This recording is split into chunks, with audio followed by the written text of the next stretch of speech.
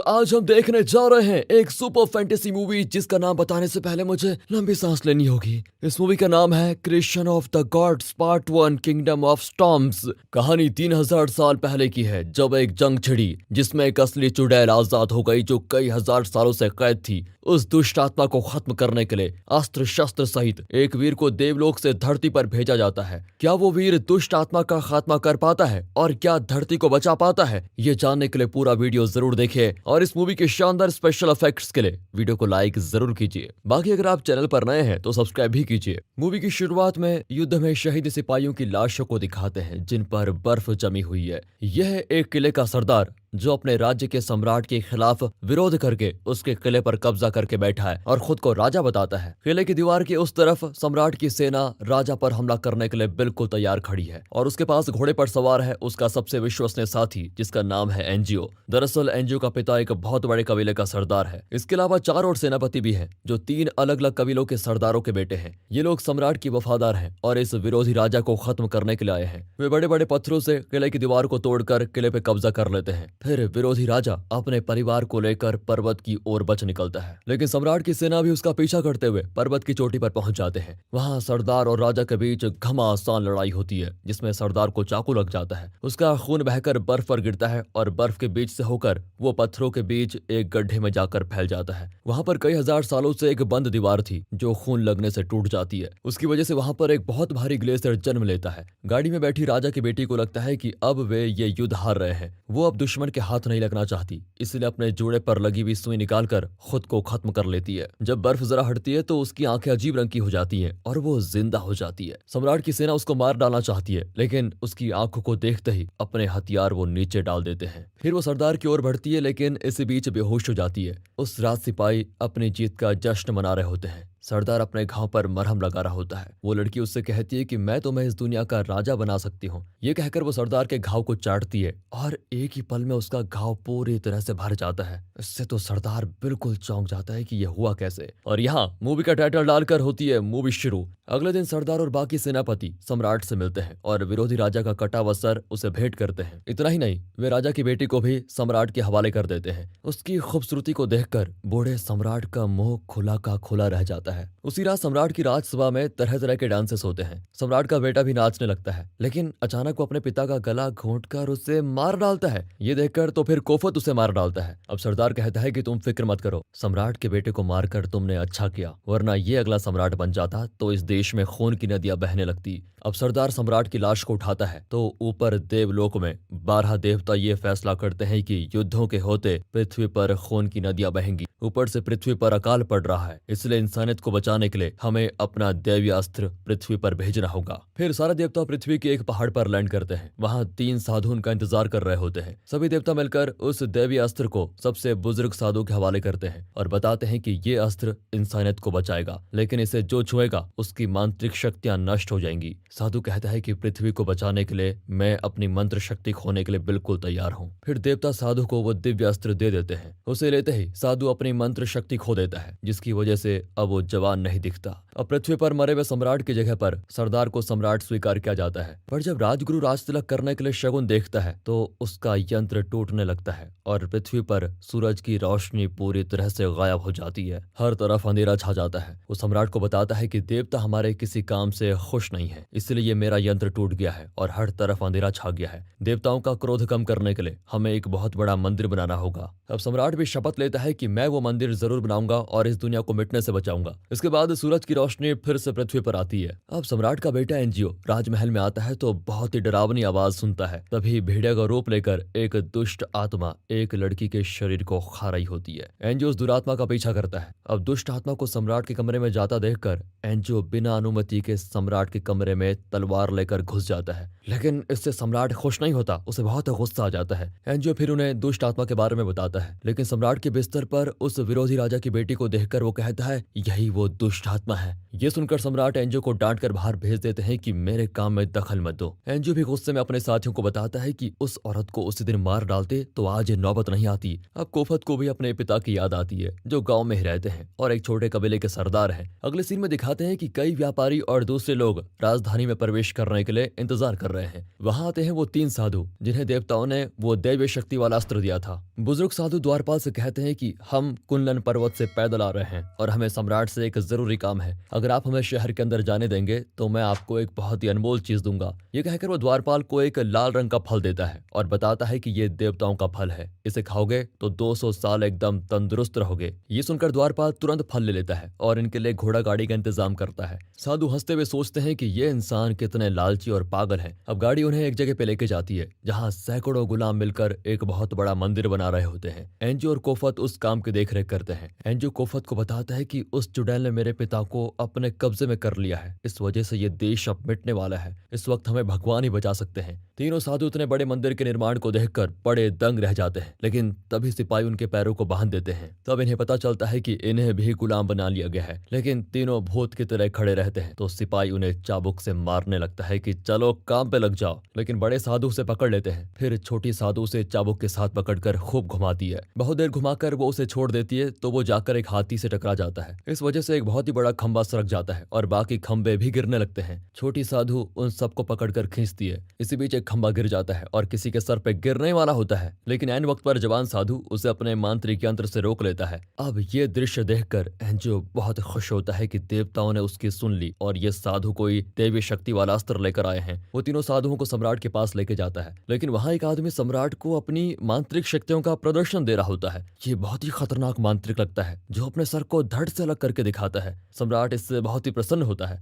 मंत्री कहता है कि इस मंत्र को सीखने में हजारों साल लग जाते हैं, लेकिन मैं आपको 500 साल में सिखा दूंगा। अब सम्राट को उसका बकवास सुनकर इतना गुस्सा आता है कि वो उसका सर पकड़कर दूर ही फेंक देते हैं। अब बुजुर्ग साधु उस दिव्य अस्त्र को सम्राट को देता है और कहता है कि इस अस्त्र को वही खोल सकता है जो इस दुनिया का सम्राट हो, और मुझे पता है कि आप ही इस दुनिया के सम्राट बनने जा रहे हैं, इसीलिए इसे आपको दे रहा हूँ। जब दुनिया की शांति मिटने लगती है तो देवता इसे एक ताकतवर और सच्चे वीर को दे देते हैं जो इस दुनिया का सम्राट बनने लायक हो। इस अस्त्र में इतनी शक्ति है कि आप इसका उपयोग करके दुनिया की भूख मिटा पाएंगे, अकाल से दुनिया को आजाद कर पाएंगे। ये सुनकर सम्राट कहता है कि ये तो बहुत ही अच्छा अस्त्र है, अब मुझे अपने लोगों को खाना भी नहीं देना पड़ेगा, सब कुछ ये अस्त्र संभालेगा, है ना? ये सुनकर तीनों साधु चौंक जाते हैं। जवान साधु बुजुर्ग से कहता है कि गुरुजी, ये सम्राट नहीं बिल्कुल शैतान की तरह बात कर रहा है। फिर बुजुर्ग उसे चुप करा देते हैं। तभी मांत्रिक कहता है कि क्यों ना हम इस अस्त्र की परीक्षा लें, अगर सच में इसमें इतनी शक्ति है तो मरे हुए इंसान की आत्मा को ये अस्त्र अपने अंदर खींच लेगा क्या, जरा देखें। ये सुनकर सम्राट जरा भी नहीं सोचता और झट से एक सिपाही को अपनी तलवार से मार डालता है। उस सिपाही की आत्मा जैसे ही शरीर से बाहर निकलती है तो अस्त्र उसे खींच लेता है और तब वो अस्त्र सम्राट के हाथ से फिसल कर गिर जाता है, लेकिन बुजुर्ग साधु उसे गिरने से पहले पकड़ लेते हैं। फिर वो सम्राट को समझाता है कि इस अस्त्र को खोलने के लिए एक स्पेशल तरह का डांस करना होता है, वो मैं आपको सिखाऊंगा। ये कहकर साधु कोई डांस करने लगता है, लेकिन डांस करते करते वहां से तीनों बचकर भागने की कोशिश करते हैं, पर सिपाही उन्हें घेर लेते हैं। तभी छोटी साधु और जवान साधु सिपाहियों को मारकर वहां से भगा देते हैं और फिर मांत्रिक अपनी शक्ति से उस बुजुर्ग को पकड़ने की कोशिश करता है। छोटी साधु अपने लंबे रिबन से बुजुर्ग साधु को उठाकर किले से बाहर फेंक देती है। वो दिव्य अस्त्र के साथ अपने घोड़े पर जल्दी से बचकर निकल जाते हैं। एंजो और कोफत भी उनका पीछा करते हैं। रात हो जाती है। यहाँ मांत्रिक, जो कि एक शैतानी शक्ति है, वो शैतानों को बताता है कि मुझे दैवीय अस्त्र का पता चल चुका है, लेकिन उसे हासिल करने के लिए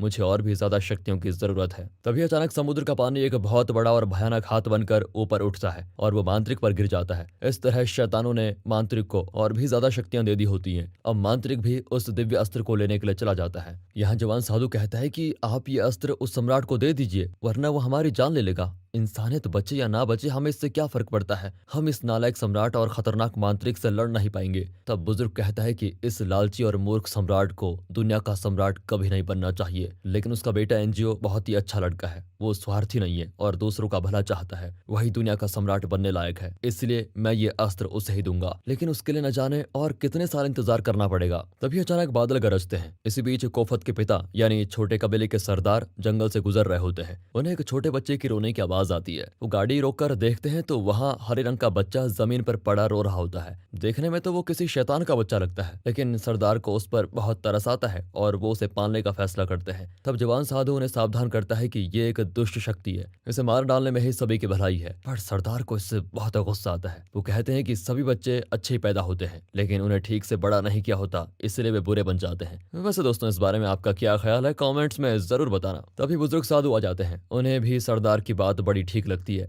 वे कहते हैं कि आप ये बच्चा मुझे दे दीजिए, मैं इसे कुल्लन पहाड़ पर ले जाकर इसका पालन पोषण करूंगा, इसको एक अच्छा इंसान बनाऊंगा। ये बच्चा आपको मिला है, इसलिए नाम भी आप ही रखिए, ताकि भविष्य में जब आप दोनों मिले तो आप इसको पहचान पाएं। जब बादल गरजने लगे तब ये मुझे मिला, इसीलिए मैं इसका नाम बादल ही रख देता हूँ। ये कहकर वो उस बच्चे को साधु को दे देते हैं। छोटी साधु बच्चे को लेकर कुल्लन पहाड़ की ओर उड़ जाती है। कोफत के पिता साधु से पूछते हैं कि पृथ्वी पर बहुत बुरा अकाल पड़ने वाला है, इसका हम कैसे सामना करेंगे। उनकी बातों से साधु समझ जाते हैं कि ये किसी कबीले के सरदार हैं। साधु उसको एक तरकीब बताता है। वे उस राज्य के 3 बड़े कबीलों के सरदारों को बुला भेजते हैं और उन्हें बताते हैं कि आप लोगों की वजह से ही सम्राट इस राज्य का काम संभाल पाता है। आप लोग जिसे चाहे सम्राट बना सकते हैं और इस देश को मुसीबत से बचा सकते हैं। वो लोग कहते हैं कि हमारे सम्राट इस वक्त एक चुड़ैल के चंगुल में फंसे हुए हैं, इसलिए वो अपने कर्तव्य को भूल गए हैं। पर सम्राट का बेटा एंजियो, उसका दिल बहुत ही साफ है और वही इस राज्य को और इस दुनिया को दुष्ट आत्माओं से बचा सकता है। तभी वहां पर कोफत आ जाता है और पूछता है कि तुम लोग सम्राट के खिलाफ बगावत करने की सोच भी कैसे सकते हो। वो इन सबको खत्म करने के लिए अपनी तलवार निकालता है। तभी उसके पिता उसको देखकर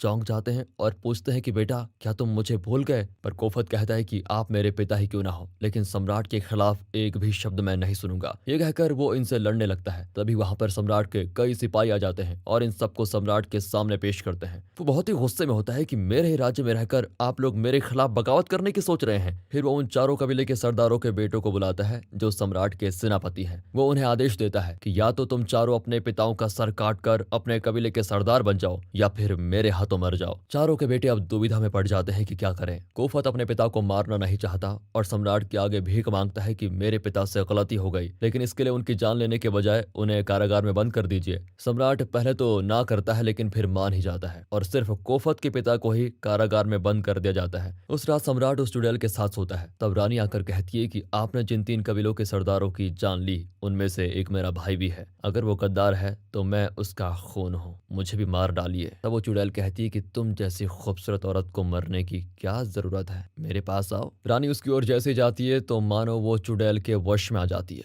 लेकिन चुड़ैल के पास जाते ही वो एक चाकू से उस पर वार करती है और दोनों पानी के अंदर चली जाती हैं। पानी में खून फैलने लगता है। बहुत देर बाद फिर चुड़ैल बाहर आती है। अब ये सुनकर एंजियो गुस्से से लाल हो जाता है और चुड़ैल को खत्म करने के लिए सम्राट के कमरे में आता है और सीधा चुड़ैल पर हमला कर देता है। पर तभी सम्राट बीच में आता है और तलवार सम्राट के सीने में घुस जाती है। सम्राट चिल्लाता है कि पदवी के लालच में तुमने अपने पिता को खत्म करने की सोची। ये कहकर वो अपने सिपाहियों को बुलाकर एंजियो को खत्म करने का आदेश देता है। एंजियो भी गुस्से में वहां से बचकर भाग जाता है। इसी बीच कोफत उसको देख लेता है और उसे एक सुरक्षित जगह पर भेजकर खुद अपने हाथ पर तलवार से काट लेता है। सिपाही पूछते हैं कि एंजियो कहाँ गया। कोफत कहता है कि वो मुझ पर हमला करके कहीं भाग गया, पर सिपाही जानते हैं कि ये अपने दोस्त को बचाने के लिए झूठ बोल रहा है। तभी वहां पर कोफत का भाई आता है, जिसे उसके पिता ने यहाँ आने से मना किया था, पर अपने भाई और पिता को मुसीबत में देखकर वो चुप नहीं बैठना चाहता था, इसलिए उनकी मदद करने के लिए आ गया। यहाँ सम्राट खुशी के मारे ड्रम्स बजा रहा होता है और उसकी प्यारी चुड़ैल जी भर के नाच रही होती है। कोफत का भाई बांसुरी बजा रहा होता है। उसका संगीत सम्राट को और खुश कर देता है और वो पूछता है कि आज तुम्हें जो चाहिए वो मैं दे दूंगा, पूछो क्या चाहिए। कोफत का भाई कहता है कि मेरे पिता बुजुर्ग हैं और उनकी तबीयत ठीक नहीं,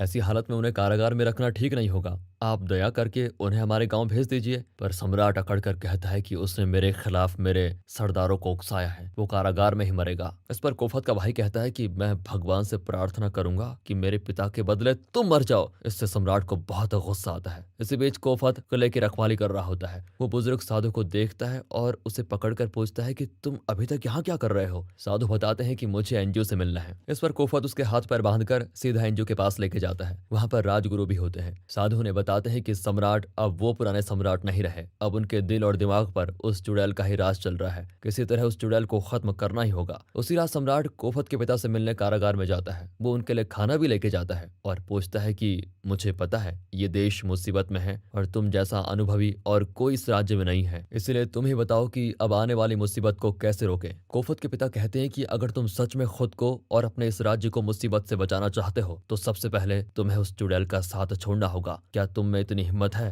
तभी सम्राट अपनी पोशाक में से एक बांसुरी दिखाता है। वो समझ आते हैं कि ये उनके बड़े बेटे की बांसुरी है। वो पूछते हैं कि क्या मेरा बड़ा बेटा आपसे मिलने आया था? सम्राट कहता है, तुम्हें अपने बेटे का स्वाद भी पता नहीं चला क्या? तब पता चलता है कि सम्राट ने उसके बड़े बेटे को मारकर उसे पकाकर उन्हें खाने को दिया था। ये जानकर वो आक्रोश में सम्राट पर हमला करने की कोशिश करते हैं, लेकिन सिपाही उन्हें वहां से उठाकर लेके जाते हैं। अगले सुबह कोफत के पिता सड़कों पर पागलों की तरह भटक रहे होते हैं और उस दिन सम्राट का जन्मदिन भी होता है। वो अपने पूर्वजों की समाधि के आगे सर झुकाकर उनसे आशीर्वाद लेता है। उसके साथ चुड़ैल भी होती है। राजगुरु उस चुड़ैल को आशीर्वाद देने के लिए बुलाता है। जैसे ही वो उनके पास जाकर बैठती है तो वो उसकी एक नस पकड़कर दबाते हैं। वो सीधे चौंक जाती है। राजगुरु कहते हैं कि सुन चुड़ैल, अब तेरी सारी दुष्ट शक्ति नष्ट हो जाएगी। ये कहकर वो उसे काट फेंकने के लिए अपनी तलवार निकालते हैं। इसी बीच सम्राट भागा भागा आता है और उन्हें रोक लेता है। वो पूछता है कि आपसे किसने कहा कि ये चुड़ैल है? तब राजगुरु एंजो की ओर देखता है जिसके हाथ पैर बंधे हुए हैं। अब सम्राट को एंजो पर बहुत गुस्सा आता है। एंजो बताता है कि इस औरत ने आपकी पत्नी मेरी माँ का खून किया है, फिर भी आपको इसका असली रूप नजर नहीं आया।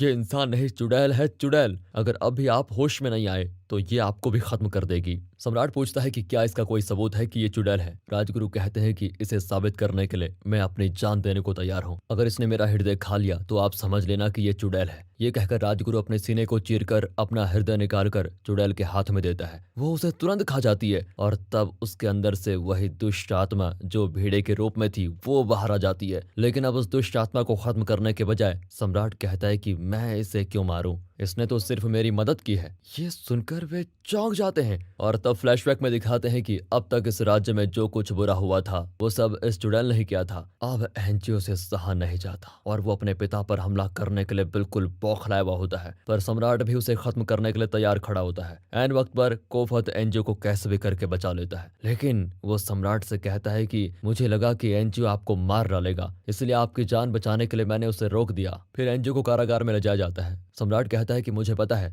तुम सिर्फ अपने दोस्त एंजियो को बचाने के लिए ही बीच में कूद पड़े, समझे? लेकिन मुझे तुम पर गुस्सा नहीं आता क्योंकि मेरे सबसे काबिल सेनापति सिर्फ तुम हो, इसलिए मैं तुम्हें अपनी वफादारी साबित करने का एक और मौका दूंगा। जाओ, जाकर अपने पिता का सर काट कर लाओ। उस रात कोफत अपने पिता की तलाश में निकल पड़ता है। अगले दिन सम्राट सरेआम अपने बेटे एंजियो का सर काटने के लिए बिल्कुल तैयार खड़ा है। तभी वहां पर कोफत अपने पिता का कटा हुआ सर लेकर आता है। सम्राट बहुत ही खुश होता है कि तुमने अपनी वफादारी दिखा दी है। फिर वो एंजियो का सर काटने का आदेश देता है और एक सिपाही उसका सर काटने के लिए एक बड़ी कुल्हाड़ी उठाता है। बुजुर्ग साधु इंतजार करता है कि उसके दोनों शिष्य आकर कोई करिश्मा करेंगे और एंजियो को बचा लेंगे। तभी उस सिपाही पर एक तीर लगता है। दरअसल सम्राट के सिपाहियों का एक गुट बन गया था जो सम्राट के खिलाफ बगावत कर रहे थे और अब सम्राट उन सारे सिपाहियों को भी खत्म करने का हुक्म देता है। पर इतने में कोफत सम्राट की गर्दन पर तलवार दबा देता है और सम्राट के हाथ से वो थैला गिर जाता है जिसमें कोफत के पिता का सर था, पर असल में उसके अंदर उनका सर था ही नहीं।